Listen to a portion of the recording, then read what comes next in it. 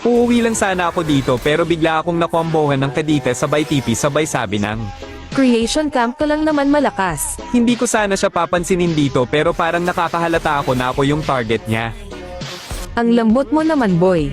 Tapos dito nakakahalata na ako kasi nung paglipat ko sa bot andin din siya nakaabang.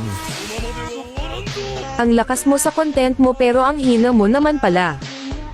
Sinabihan tayo ng mahina nitong mayabang na Kadita na ito. Kaya ngayon humanda ka na kasi patatahimikin na kita. Kaya ngayon panoorin nyo matatahimik na lang bigla itong Kadita.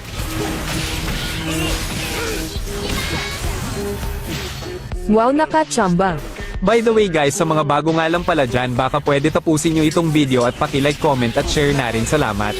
Nang sa ganun lagi kayong updated kapag namigay ako ng starlight sa mga solid supporters ko. Kahit bago ka pa lang dito sa video ko ay makakatanggap ka agad ng epic skin sa akin basta naka-follow ka lang sa akin. At dun nga pala sa mga gusto ako makalaban ng 1v1 dyan ay comment nyo lang ID nyo sa comment section at pipili ako dyan ng lalabanan ng 1v1. Nagulat ako dito guys kasi habang nagbo-blue buff ako bigla niya akong inatake. Tapos ayun natipihan pa ako yawa. At dito naman di ko ini-expect yung damage niya, grabe napakasakit.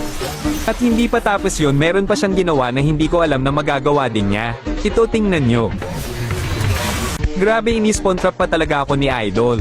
Hindi niya ata alam na ako ang bagong hari ng spawn trap dito sa TikTok.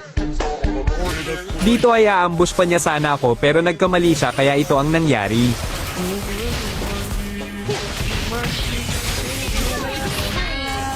At habang nagbo-blue buff siya dito, ginulat ko siya at pinakitaan pa ng double dash freestyle. Asan na kaya ang yabang nitong Kadita na ito? Akala niya siguro madadaan niya ako sa ganong combo. Mina micro ko lang ito.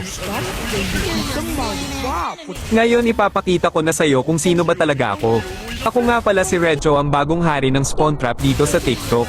At dun nga pala sa mga hindi pa nakakaalam, marami na rin akong dinurog na top global at mga TikToker. Kung gusto nyo mapanood ang iba ko pang mga video ay follow nyo lang ako. Salamat.